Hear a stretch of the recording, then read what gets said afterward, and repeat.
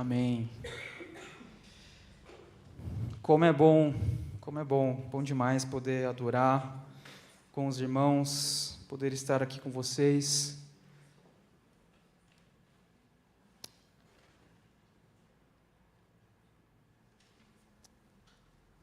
Eu não sei quanto de vocês, se todos estão por dentro do assunto, ou pelo menos já escutaram a respeito. Sobre inteligência artificial. Inteligência artificial é um dos assuntos mais quentes do momento. Quase todo dia, né, eu que trabalho na comunicação, eu escuto alguma coisa sobre isso, alguma novidade. Inclusive, essa semana, os grandes nomes, né, das empresas de tecnologia escreveram um manifesto para pedir para dar uma segurada. Ó, gente, inteligência artificial é uma coisa muito nova, as coisas estão correndo muito rápido e isso pode impactar o mundo, né, os negócios, a economia de uma forma que a gente não consegue lidar agora, talvez. Então, vamos segurar os avanços aí uns 6 meses, né, esperar para regular as leis e coisas que possam, né, deixar a coisa funcionar direitinho e sem sair um pouco do controle, se não é que já saiu um pouco, né? E aí, para quem não está por dentro da inteligência artificial, né, a gente está tendo vários avanços assim da inteligência artificial generativa. Então, tem aplicativos, tem sites, plataformas que trabalham para gerar coisas para você. Então, por exemplo, tem uma plataforma que você fala assim, eu quero que você escreva um sermão para mim. Um sermão baseado em um texto da Bíblia X. Ele começa a te dar todo o sermãozinho, estruturado e tal. Ou você quer qualquer outra coisa do trabalho. Faz um discurso de vendas para mim. Eu quero vender um produto assim, a X preço, que tem esses diferenciais. Ele faz um discurso de venda direitinho para você. Ou tem plataformas que geram imagens para você. Eu quero um pombo de skate. Eu quero uma imagem, um pombo de skate ao estilo de Monet. Ele vai gerar essa imagem para você. A gente está tendo uns avanços assim absurdos, né? Como eu falei, até um sermão ele consegue escrever. E no mês passado, no começo do mês passado, surgiu um filtro. Né? Para quem não sabe, filtro é quando você abre a câmera e aí você tem uma cor diferente, você pode colocar uma fantasia, né? Aparece alguma coisa, algum efeito na sua imagem, e aí lançaram um filtro no TikTok chamado Bold Glamour. E qual que era a diferença? Né? Existem vários filtros, né, tanto no Instagram como no TikTok, que tem essa abordagem de te deixar um pouco mais bonito, te deixar maquiado, algo do tipo. Né? Mas essa aqui, ela usa uma tecnologia diferente, que é a inteligência artificial. E ela analisa o seu rosto e aplica como se fosse simulações de procedimentos estéticos. Né? Então, preenchimento de sobrancelha, afinamento de nariz, projeção da mandíbula, afinamento do nariz, deixa a pele mais sedosa, e o realismo assim, é impressionante. Se você quiser testar depois, a coisa é absurda. Né? Você passa a mão no rosto, assim, na frente do seu rosto, e o filtro não... Porque tem vários que você passa a mão e o filtro some. Né? Esse aqui é impressionante a velocidade e o nível de realismo. Né? Mas por que eu estou falando sobre isso? Onde que eu quero chegar? A gente está vivendo uma sociedade, não faz pouco tempo, eu acho que isso sempre foi um fato, né, na nossa humanidade, que não está com a autoestima bem resolvida. E esse recurso, né, esse filtro, ele gerou polêmica porque as pessoas começaram a questionar e discutir os perigos dos efeitos dessa tecnologia e o que isso podia gerar nas pessoas. Né? E, como eu falei, a gente não está numa sociedade bem da cabeça. A busca pela perfeição, a busca pela autoridade no mundo digital é uma coisa que está crescendo cada vez mais. E imagina só, você olha para o celular, para a sua rede social, e o seu rosto está lindo, maravilhoso. E quando você vai para o espelho, seu rosto está diferente. Inclusive tem pesquisas já começando a apontar que as redes sociais são as grandes culpadas para, por exemplo, a harmonização facial, né, que está crescendo muito. Eu vou no espelho, caramba, meu rosto não está simétrico, tem alguma coisa de errado, né? E a gente está cada vez mais preocupado com a nossa imagem, com a nossa reputação nesse mundo da era digital. O orgulho, o egocentrismo, eles são pautados agora na quantidade de seguidores, na quantidade de visualizações, se eu tenho fotos de viagens no mundo todo, o meu LinkedIn, o meu currículo profissional está bonitinho, tem várias empresas, tenho muita experiência. E agora até a forma física, né? Eu tenho que ficar bonito, eu tenho que parecer bem, eu tenho que fazer procedimentos estéticos. E hoje a gente vai falar sobre algo que Deus nos pede e que choca totalmente contra isso tudo que o mundo está incentivando e pregando, que é a humildade. Hoje a gente vai falar sobre orgulho. O orgulho que é como um cristal. A gente carrega com todo cuidado. Qualquer coisinha, qualquer quedinha, qualquer empurrãozinho, trinca, racha, quebra. Mas a gente já logo pega e quer colar e fazer de um jeito para que as pessoas vejam. Mas aquele que pode quebrar de fato, de verdade, e nos reconstruir esse cristal do nosso orgulho é Jesus Cristo. E a gente vai ler o texto de 2 Reis 1-19. Antes da gente ler, eu gostaria de convidá-los a fazer uma oração. Deus, nós queremos agora orar para que o Senhor nos capacite, para que o Senhor torne os nossos corações sensíveis, Deus, a Teu Santo Espírito. Queremos, Pai, ter entendimento profundo da Tua palavra, Deus. Nos dê sabedoria, nos dê uma mente atenta para escutar com atenção aquilo que o Senhor quer falar, Deus. Tira, Pai, qualquer barreira, tira o cansaço, as distrações, as preocupações e ansiedades, que nós possamos colocar isso tudo diante de Ti agora e abrir espaço para que o Senhor faça a Tua vontade em nossas vidas, através dessa palavra que vamos ler. Em nome de Jesus. Amém. Então, a palavra de Deus fala assim, o texto é longo, vamos acompanhar aqui, é uma história muito boa. Versículo 1. Naamã, comandante do exército do rei da Síria, era muito respeitado e honrado pelo seu senhor, pois por meio dele o Senhor dera vitória à Síria. Mas esse grande guerreiro ficou leproso.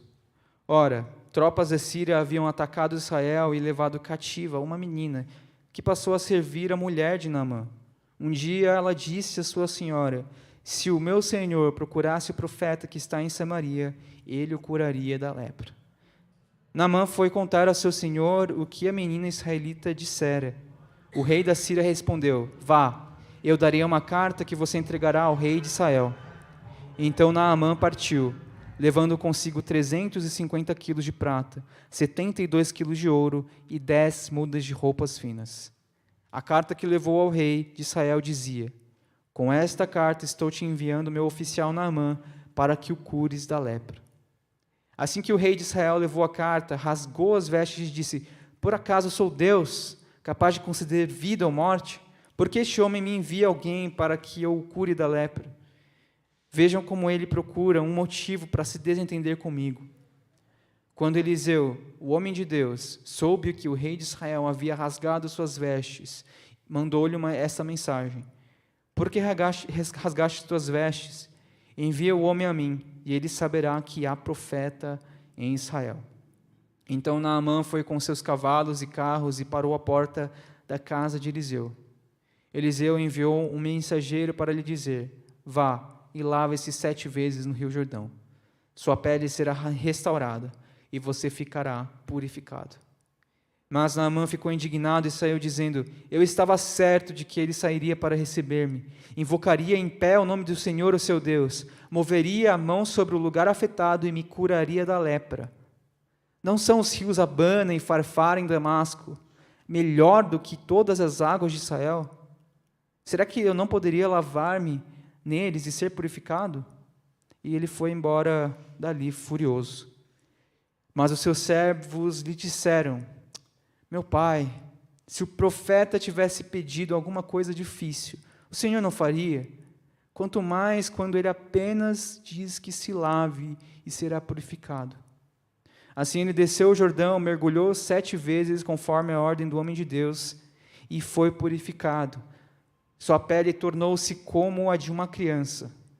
Então Naamã e toda a sua comitiva voltaram à casa do homem de Deus. Ao chegar diante do profeta, Naamã lhe disse: agora sei que não há Deus em nenhum outro lugar senão Israel. Por favor, aceita um presente do teu servo. O profeta respondeu: juro pelo nome do Senhor, a quem sirvo, que nada aceitarei. Embora Naamã insistisse, ele recusou. E disse Naamã: já que não aceitas o presente, ao menos permite que eu leve 2 mulas carregadas da terra, pois teu servo nunca mais fará holocaustos e sacrifícios a nenhum outro Deus, senão ao Senhor. Mas que o Senhor me perdoe por uma única coisa.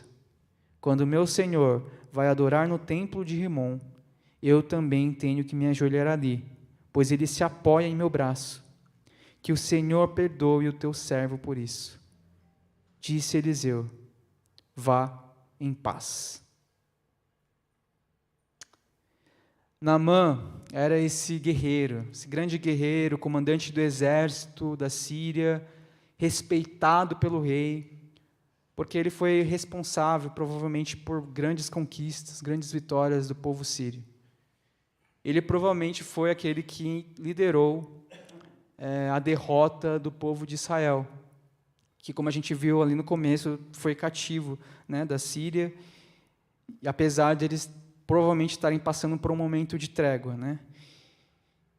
E esse homem, ele então tinha uma grande reputação, uma grande autoridade e respeito do povo e do rei.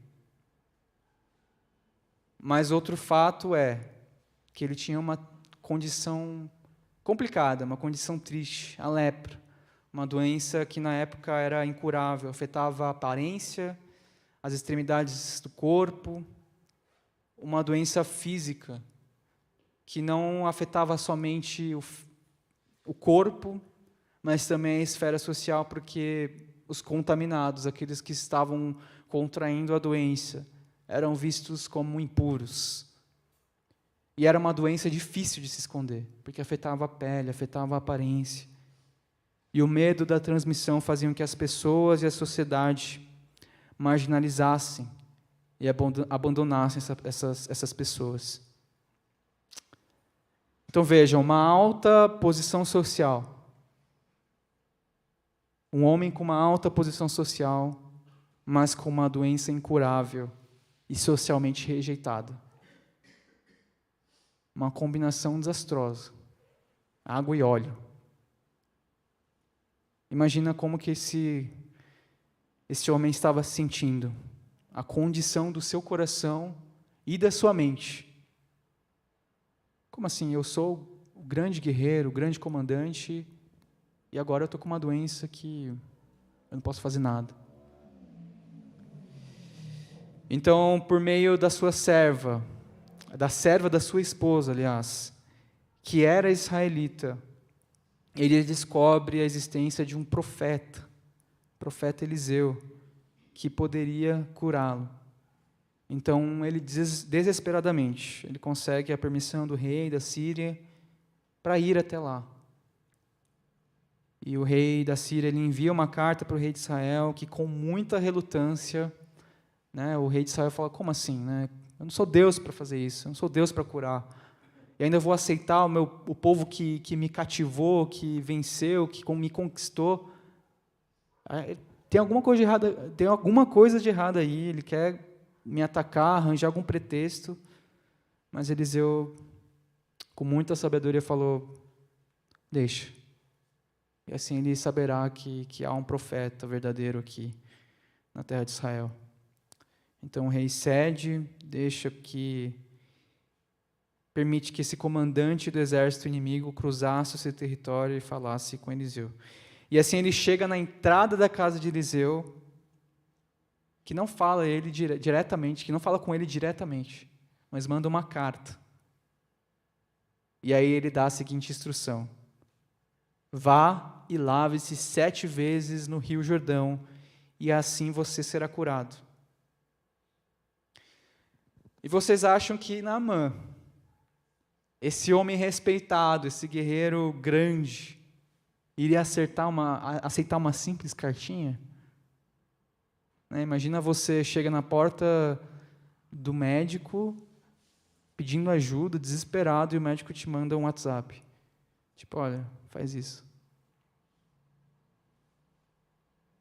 Não, Naamã não aceitou isso. Como assim ele não veio me receber? Nem veio se encontrar comigo. E ao invés disso, ele mandou uma carta, ao invés de colocar a sua mão sobre a minha ferida, invocar o nome de Deus, ele simplesmente fala para eu me banhar no rio? Não tem cabimento uma coisa dessa, né? Em busca da cura, e com certeza com a sua posição social, isso ele já achava que estava garantido. Não, eu sou um grande comandante. Com certeza Eliseu vai me receber e vai fazer um ritual de cura, mas não. Ele chega simplesmente com um ritual de purificação qualquer. Lavar-se no rio era um ritual de purificação. Isso ele podia fazer na casa dele, é isso que ele fala, mas eu podia fazer isso em Damasco, com rios melhores. Mas não, Eliseu me fala para fazer aqui no Rio Jordão. Então Naamã, ele orgulhoso e cheio de si, ele recusa a se submeter ao que Deus havia proposto para que a cura se cumprisse. A instrução era simples: ir ao rio e fazer 1, 2, 3, 7 vezes. E era isso.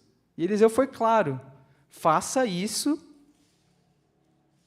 e você será curado, sua pele será restaurada e você ficará novinho em folha.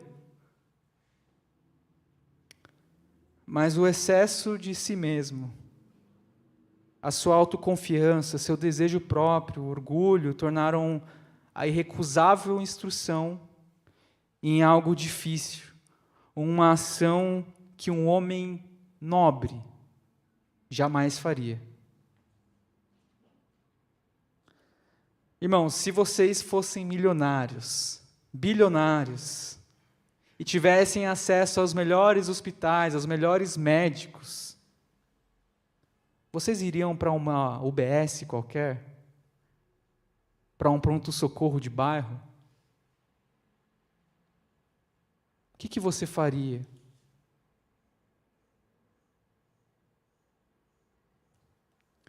Você também já recebeu uma instrução de se lavar no Rio Jordão 7 vezes? Foi fácil de aceitar?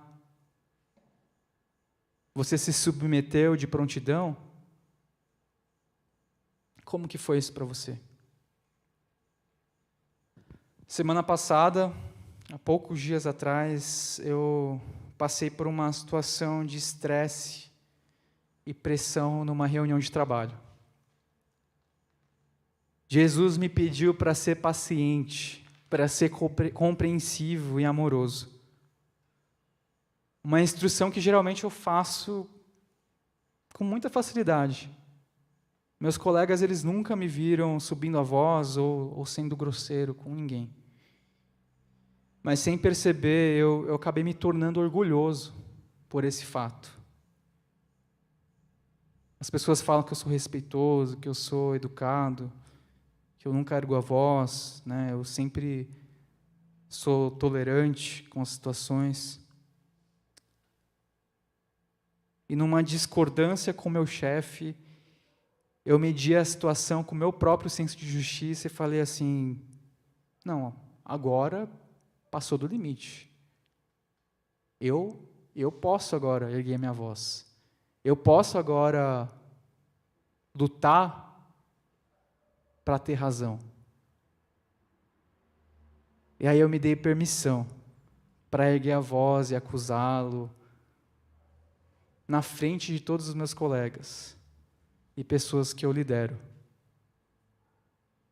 Eu me senti injustiçado e passei todo esse sentimento e orgulho na frente daquilo que Jesus me pede sempre. Em outras palavras, um pouco mais duras de se falar, eu me coloquei na frente de Jesus. A gente vive num contexto em que há um grande incentivo para que a gente se posicione.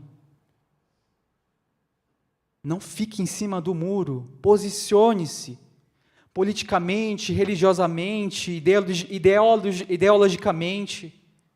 Errado seria eu se eu não tivesse feito aquilo que eu fiz com os meus colegas e com o meu chefe.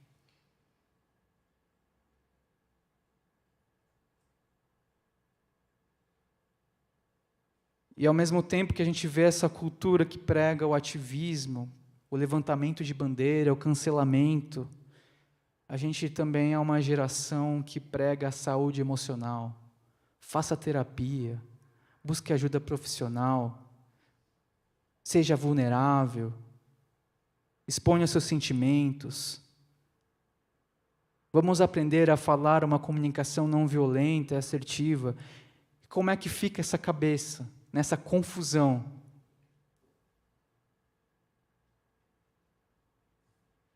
A gente é bombardeado por isso o tempo todo. A gente fica tentado a abrir mão da santidade, a gente prefere buscar cura com os nossos ideais, abraçar o orgulho e se jogar no pecado. Deus, Ele já estabeleceu a verdade, já disse o que precisamos fazer para sermos curados e satisfeitos, mas mesmo assim a gente insiste em tentar trilhar o nosso próprio caminho, estabelecendo as nossas próprias regras e não nos submetendo a Ele. Depois que Naamã ele demonstra o seu orgulho e nega se submeter àquilo que Deus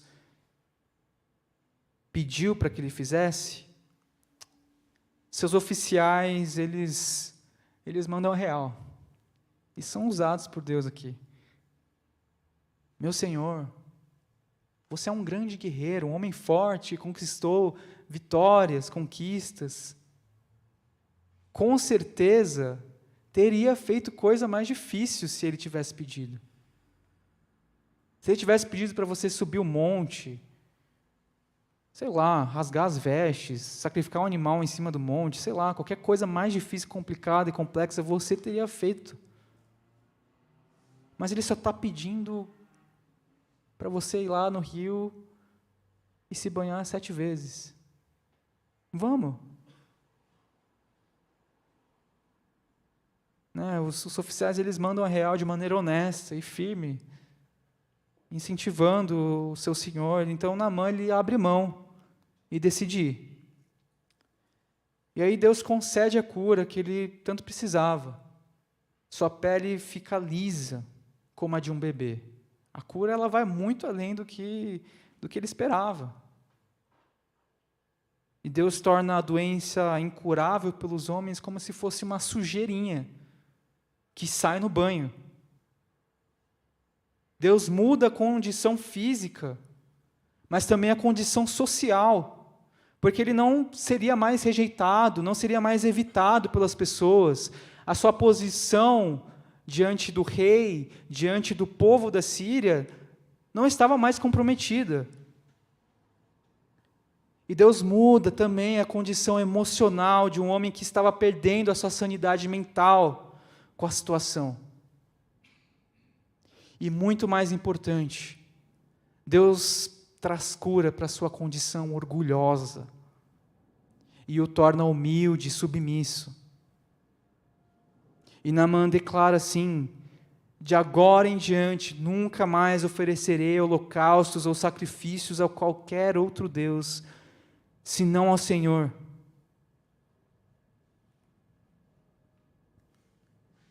E não foram os seus oficiais que simplesmente o convenceram, mas foi Deus se movendo no tempo e espaço da situação, desde o princípio da criação, estabelecendo o seu povo, sendo conhecido por meio dele. Vejam só que incrível, irmãos.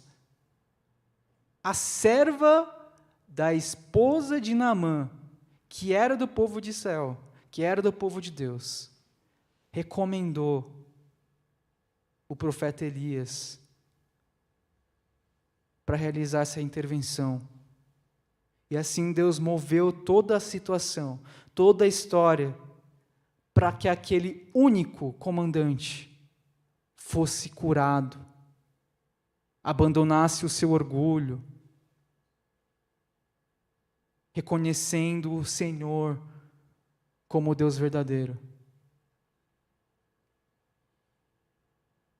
Isso é maluco, isso é loucura. É incrível como Deus faz as coisas acontecerem. E naquela situação do meu trabalho, mesmo sendo orgulhoso e me deixando ser preenchido e levado pela ira, o Senhor me alcançou. O Espírito Santo abriu os meus olhos para a minha condição de pecado. Contra o que o mundo prega e incentiva, Deus ele me capacitou para que eu me humilhasse diante dele, e diante dos meus colegas e do meu chefe. Eu reconheci o meu erro, pedi perdão. E muito mais que isso, Deus possibilitou e movimentou uma reconciliação de um relacionamento que já estava desgastado com o meu chefe. Meu chefe que inclusive é meu irmão, é o nosso irmão em Cristo. Servo de Deus, homem de Deus. A gente chorou junto, oramos, lemos a palavra juntos. Irmãos, ser humildes, ser submissos a Ele, quase nunca é simples. Largar o vício do próprio ego, ser vulnerável numa sociedade que prega a perfeição, reconhecer que errou em um mundo que prega a autoconfiança. Não é fácil, não é simples. Mas se a nossa escolha é Ele, é Deus quem nos capacita para fazer. Tiago 4, 6b até 8, fala assim: Deus se opõe aos orgulhosos, mas concede graça aos humildes. Portanto, submetam-se a Deus, resistam ao diabo, e ele fugirá de vocês. Aproximem-se de Deus, e ele se aproximará de vocês. Pecadores, limpem as mãos, e vocês que têm a mente dividida, purifiquem o coração. Decida hoje, decida agora, a abandonar orgulho. Aproxime-se dele, e ele se aproximará de você. E ele já está ao seu lado, derramando graça, capacitando a todos nós na busca de santidade e cura nas nossas feridas e nossas dores. Nosso Senhor Jesus Cristo é o nosso maior referencial de submissão ao Pai. Deus Pai deu uma tarefa impossível. Mas o Senhor Jesus Cristo fez. Tornou-se homem e obedeceu à morte de cruz, pelos pecados da humanidade. E por meio dessa obra, nós temos o Espírito Santo nos guiando, nos constrangendo e apontando para a santidade. Portanto, vamos permanecer olhando firmemente para o autor e consumador da nossa fé e nos entregando totalmente na sua vontade e graça. A resposta de Naamã à cura de Deus foi exaltação. Ele reconheceu que não há outro Deus senão o de Israel. E ele declarou que iria adorar somente o Senhor. E veja a profundidade dessa conversão, irmãos. Naamã, no versículo 18, fala assim: mas que o Senhor me perdoe por uma única coisa. Quando o meu Senhor vai adorar no templo de Rimom, eu também tenho que me ajoelhar ali, pois ele se apoia em meu braço. Que o Senhor perdoe o teu servo por isso. Naamã, ele se compromete verdadeiramente, ao ponto de pedir perdão pelos momentos que ele teria que dar apoio para o seu rei, para se ajoelhar diante daquele Deus Rimom, que era o Deus dos sírios. Então o que ele está dizendo aqui? Embora o meu corpo se curvasse diante de Rimom, o meu coração é somente do Deus de Israel.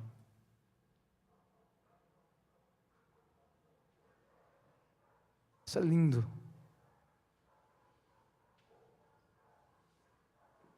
Naamã, ele já antecede tudo. Ele já passa tudo pela cabeça. Agora eu vou adorar somente Deus de Israel. Então eu preciso buscar coerência. Então Deus me perdoa, porque eu vou ter que me ajoelhar no templo de Rimom, mas o meu coração pertence somente a Ti. E Eliseu fala: vá em paz.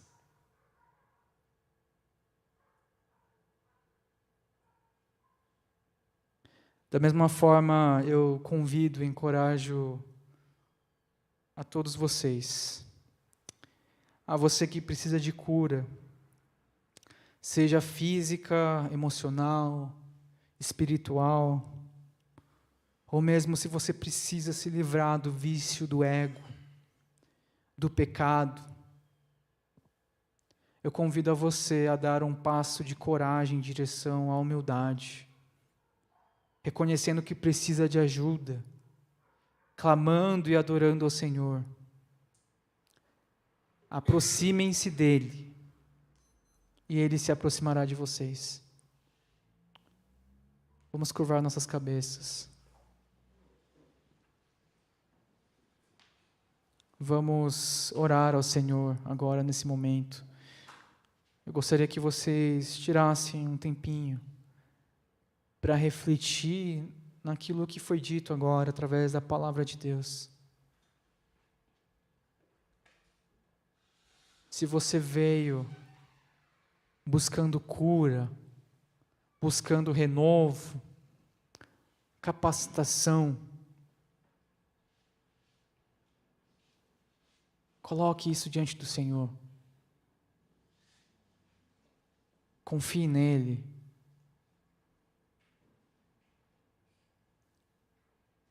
Se entregue à sua vontade.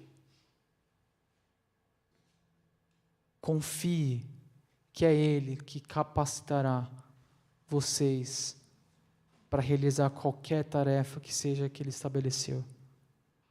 Seja uma tarefa simples de se lavar no Rio Jordão 7 vezes, ou uma tarefa mais difícil de buscar coerência no trabalho, não murmurar, não fofocar, não deixar ser levado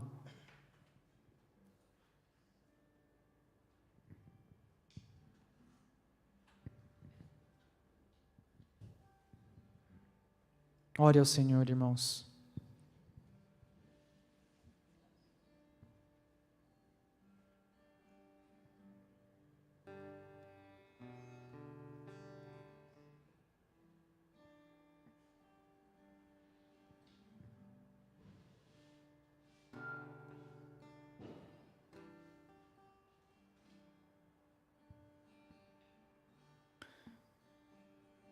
Deus, eu quero pedir, Senhor,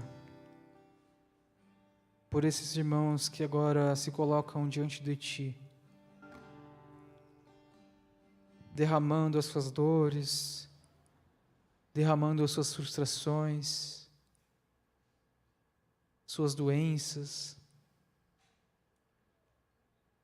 Peço para que o Senhor coloque sua mão sobre eles e haja uma visitação, Deus, especial, sobrenatural, Deus. Que o Senhor derrame, Pai, da certeza que nós temos em Ti somente, Deus. Da convicção que nós temos no Teu Santo Espírito, Deus, que é o Senhor que nos capacita, que é o Senhor que está ao nosso lado. Queremos reafirmar mais uma vez o compromisso que nós temos contigo, Deus, fazendo com coragem aquilo que o Senhor nos pede. Seja uma tarefa complicada, uma tarefa difícil, nós bem sabemos que o Senhor nada pede além daquilo que nós podemos suportar. Então, Pai, renova as nossas forças. Renova, Senhor, o nosso físico, o nosso emocional, para que possamos cumprir a Tua vontade. E dessa forma, o Teu nome seja conhecido através das nossas vidas. Dessa forma, haja uma coerência, um brilho especial em nossas vidas, que é Jesus Cristo em nós. E assim o Teu reino venha. Assim o Teu reino seja estabelecido.